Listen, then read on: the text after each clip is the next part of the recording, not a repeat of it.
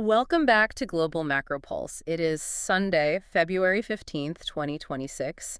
If you're looking at the weekend tape, or maybe you spent your Saturday just staring at the closing data from Friday the 13th, you're probably feeling a very specific kind of vertigo. Yeah, vertigo is a good word for it. You know that feeling when you're driving and you trust the GPS implicitly, but then suddenly the map on the screen looks absolutely nothing like the terrain outside your window? That is the perfect way to describe the sentiment right now. The divergence is. Yeah. It's visceral. That's exactly where we are. I mean, the map we've all been using to navigate asset allocation for what, the last 5 years? The whole buy big tech, ignore commodities, trust the Fed map, it feels like it just flew out the window. It's gone. We are witnessing, I think, a paradigm shift that is so violent, and yet it's so silent in certain corridors that it almost feels like a controlled demolition of the old order, while the retail street is panicking over a correction in the NASDAQ and the AI trade.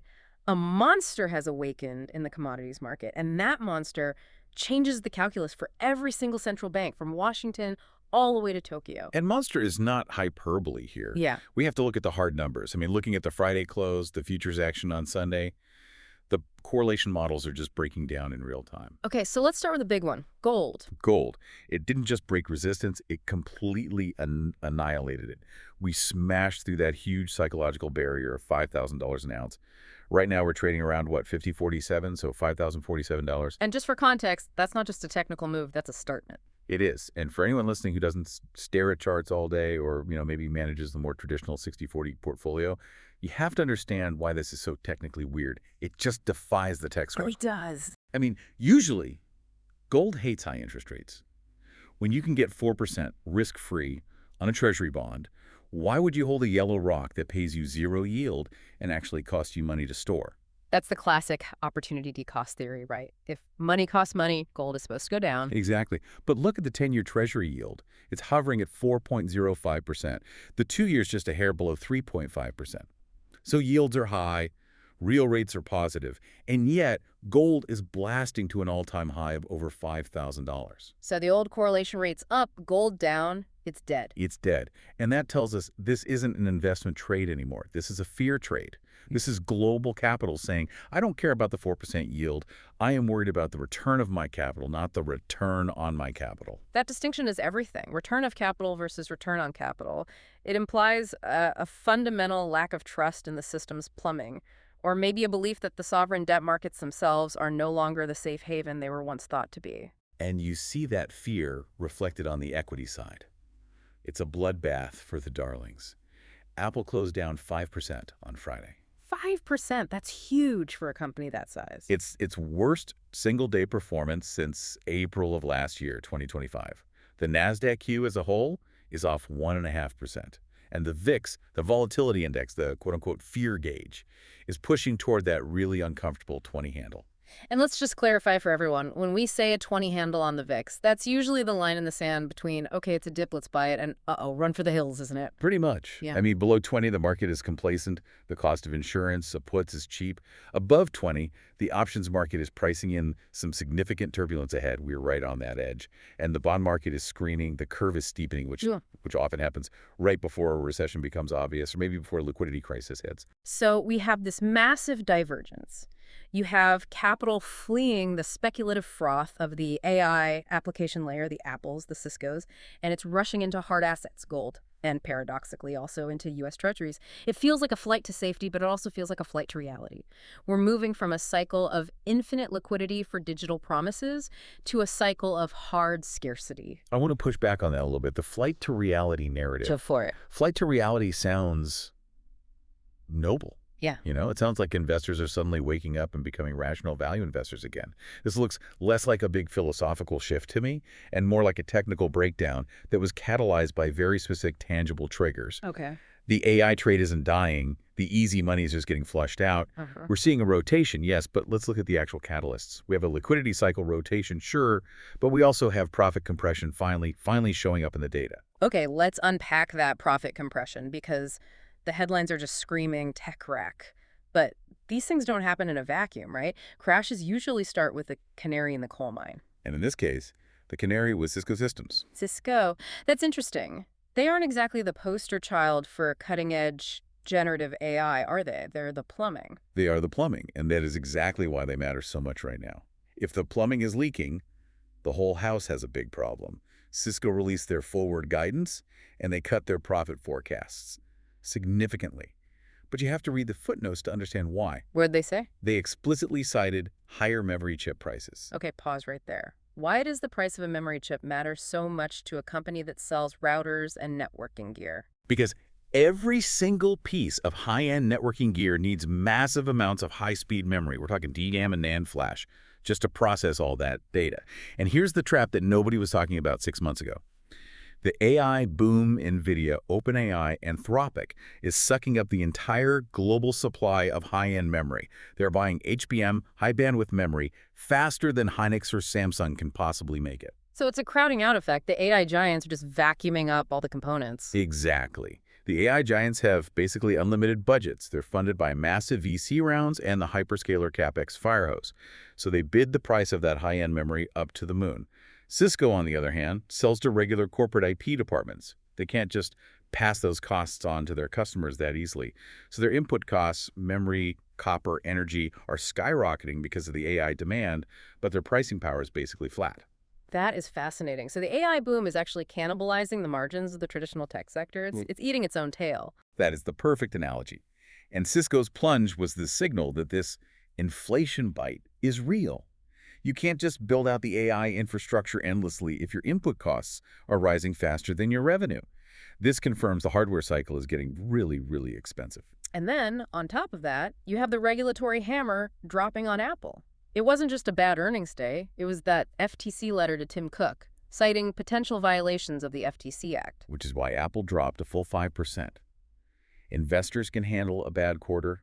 What they can't handle is an existential regulatory threat combined with the global supply chain fragmentation we keep talking about. Right. And you see the fear spreading. Oh, yeah, it's contagious. It's now spreading to logistics stocks. We're seeing a big sell-off in logistics names because the market suddenly fears AI disruption. And the narrative there is what? That AI will make supply chains so efficient that we just won't need as many logistics providers. Or maybe that AI-driven vertical integration will cut out all the middlemen. But honestly, looking at the data, that sell-off feels really overdone. Physical goods still need to move across the ocean on a ship.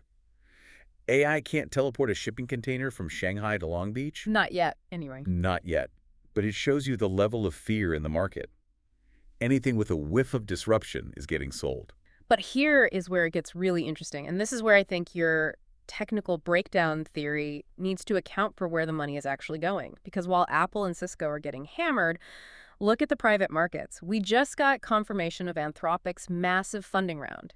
It finalized this past Thursday. So this isn't a retreat from AI. It's a doubling down on the core infrastructure. Oh, the numbers on that Anthropic deal are just staggering. It's a $30 billion funding round. $30 billion in a single round. And evaluation. $380 billion.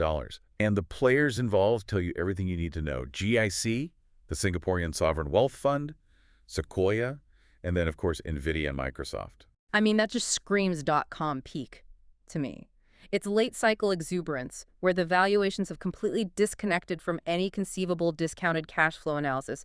$380 billion for a model? Or maybe it's the market differentiating. Yeah. Differentiating between the application layer, which is Apple trying to integrate AI or Cisco trying to route it, and the infrastructure layer, which is Anthropic, NVIDIA, the chip makers. So the smart money is moving deeper into the stack. The capital is still there, but it's becoming incredibly selective.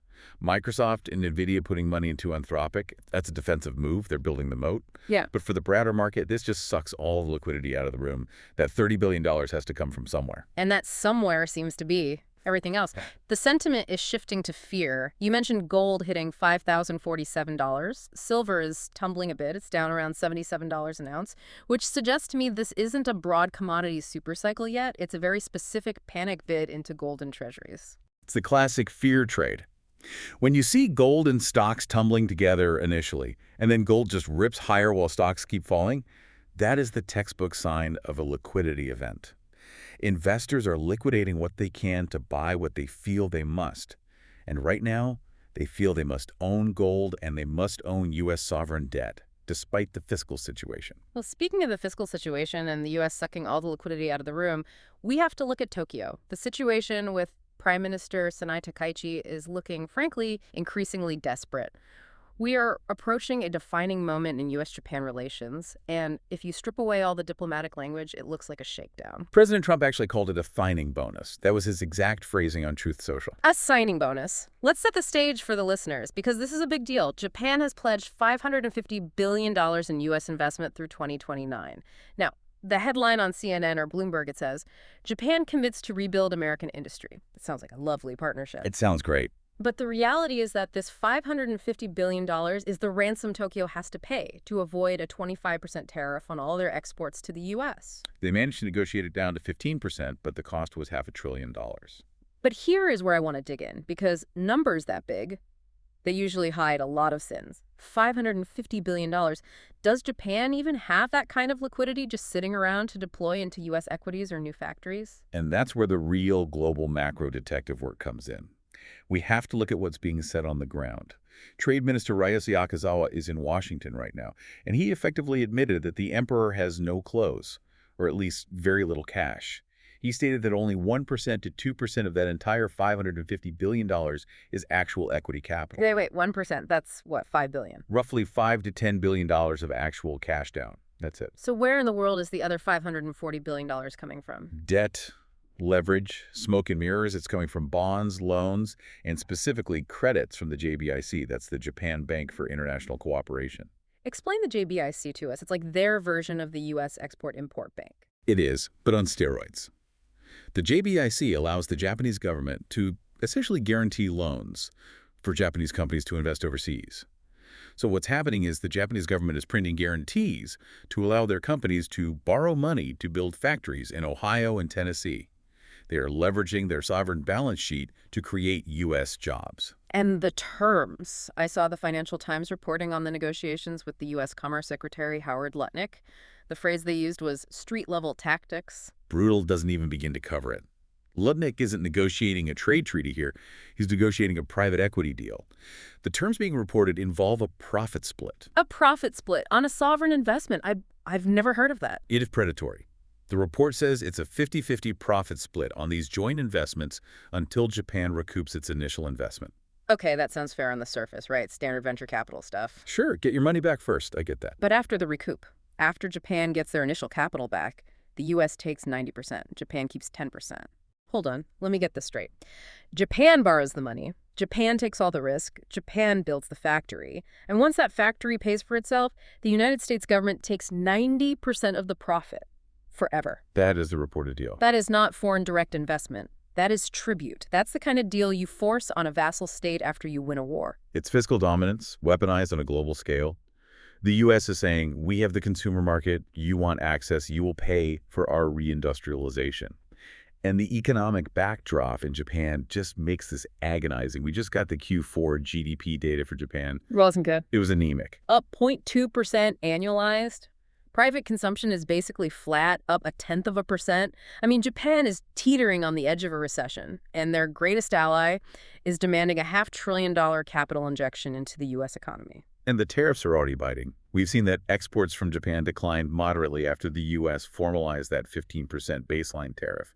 Now, Takaichi is visiting the White House on March 19. She is under immense pressure to show that she hasn't just sold out the entire country, which is why we're hearing reports that Tokyo might announce about $40 billion in early deals before that March meeting.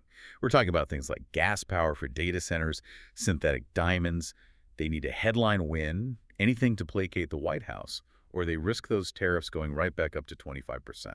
It is just a vivid illustration of this new world order. The U.S. is reindustrializing not just with its own capital, but by essentially extracting the balance sheets of its allies. If you are a Japanese shareholder in one of these companies, you have to be asking, where is the ROI? There isn't one. The ROI is simply not being locked out of the U.S. market. Exactly. And this really transactional approach, it isn't limited to trade. It's reshaping geopolitics entirely. Just look at the Middle East. The Board of Peace. President Trump announced the first meeting is this Thursday in Washington, D.C. The whole structure of this thing is fascinating. It is a clear attempt to completely bypass the United Nations. It's a corporate board structure being applied to international conflict resolution, 20 members. And like any exclusive club, there is a cover charge. $1 billion. That is the buy-in price to get a seat on the board. We already know the UAE has pledged. Kuwait is very likely on board. The stated goal is to raise $5 billion for Gaza reconstruction. It's the monetization of diplomacy, pay to play on a geopolitical scale. But here's the disconnect, and it's a tragic one. While Washington is planning this $5 billion reconstruction fund, drawing up architectural plans and investment strategies, the reality on the ground in Gaza is actively, horribly deteriorating. We have data from Al Jazeera reporting 11 Palestinians killed just this Sunday in Jabalia and Khan Yunis. And the ceasefire violations are just off the charts. We're looking at data showing 1,620 violations between October 10th of last year and February 10th of this year. Israel claims 4 of their soldiers were killed in that same period. The ceasefire is a ceasefire in name only. This creates a systemic risk that I think the market's currently ignoring. You have this diplomatic reality being constructed in Washington, fancy boards, billion-dollar pledges, reconstruction plans, and then you have a kinetic reality on the ground that is completely divergent from that. Trump posted on Truth Social demanding Hamas demilitarize immediately. It is a high-stakes gamble to just replace international law with transactional deals. And if that divergence snaps back, if the violence escalates to a point that the board of peace can no longer gloss over, the oil markets are going to react violently. Right now, oil is relatively tame. WTI is around $62 a barrel. But that risk premium is non-existent. The market is pricing in peace port success, not ground reality failure. And we are seeing a very similar kind of tension over in Europe. The Munich Security Conference just wrapped up, and the vibes were, well, icy might be an understatement. To put it mildly, you had the U.S. Secretary of State, Marco Rubio, clashing directly with the EU foreign policy chief, Kaja Kallas. And it wasn't just about policy disagreements, it was existential. Rubio is pushing this concept from the new U.S. national security strategy of civilizational erasure. It's a very heavy phrase.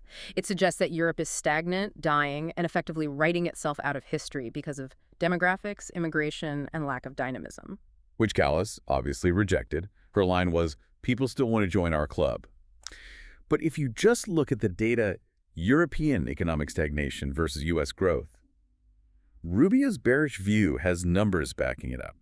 It feels like the U.S. is writing off Europe as a growth partner and is starting to treat it more like a museum that needs security guards. And those security guards are busy. The Russia-Ukraine dynamics are shifting very fast. We have the Geneva talks scheduled for February 17th and 18th. That is tomorrow and Tuesday. And Zelensky is pivoting. The rhetoric has changed completely. He is now signaling a willingness to hold elections if there is a sustained ceasefire, a 2-month ceasefire. That's a massive shift in tone coming out of Kyiv. But again, like in Gaza, you have to look at the data from the battlefield. This isn't a stalemate. It is a meat grinder. The attrition rates are horrific. Russian forces are suffering, by some estimates, 30 to 35,000 deaths per month through December and January. Zelensky himself claims that the Russian losses are 170 casualties for every single kilometer gained. The NATO Secretary General Mark Rutte called it a snail's pace of advance. However, there's a new variable in the tech warfare aspect of this. We have talked for months about how drones have been the great equalizer for Ukraine, but we're seeing a data divergence there too. This is a critical detail. I don't think it's made mainstream headlines yet. Starlink terminals were reportedly blocked for Russian forces in occupied areas as of February 1st. And since February 4th, we've seen a tangible drop in the output from the Rubicon Center for Advanced Unmanned Technologies. That's Russia's elite drone unit. They haven't posted specific strike locations in over 10 days. That implies the Starlink blackout is actually working. It is blinding their drone operators. It degrades their ability to conduct precision strikes. If Russia loses its drone advantage, that snail's pace of advance might just stop entirely, which frankly explains why they might be more willing to send delegates to Geneva all of a sudden. They're bleeding manpower and they're losing their eyes in the sky. Let's pivot back to the U.S. institutional landscape, because the machinery of government is grinding its gears. We have a significant departure at the Treasury. John Hurley is out. Undersecretary for Terrorism and Financial Intelligence. Yeah. This guy was the sanctions architect. And the reports are all citing friction with Treasury Secretary Scott Bessent. This is huge. Hurley represents the old guard of using the U.S. dollar as a weapon maximum pressure, detailed sanctions enforcement. His exit suggests that Trump and Bessent are moving toward a very different model. It's likely a more transactional model. Less moralizing with sanctions, more let's make a deal. I mean, if you remove the guy who knows exactly how to turn all the screws, you're signaling to your adversaries that the sanctions regime might be up for negotiation. It aligns perfectly with the Japan deal and the peace board. Everything has a price. Which ties right back to the corporate world. Everything is for sale. Corporate America is trying to survive this high-rate environment through consolidation. Warner Bros. Discovery and Paramount. They're back at the table. And this deal structure is, well, it's creative. Paramount is offering something called a ticking fee. A ticking fee. Let's explain that for the listeners. It's basically a penalty for delay. If the deal doesn't close by 2027, Paramount will pay its own shareholders 25 cents per share every single quarter in cash. It's an incentive to get the regulators to move fast, or maybe a sweetener to keep shareholders from revolting during a long, drawn-out antitrust review. Plus, they're offering to cover the $2.8 billion breakup fee that WBD would owe Netflix if they walk away from that partnership. The desperation is just palpable. The whole deal values Paramount at about $108 billion, including all its debt. WBD is trying to catch a falling knife to bulk up against the tech giants. It's a volume play in a margin compression world. But you've got activist pressure from Ancora Holdings saying, don't do it. They want to stick with the Netflix deal. It's a complete mess.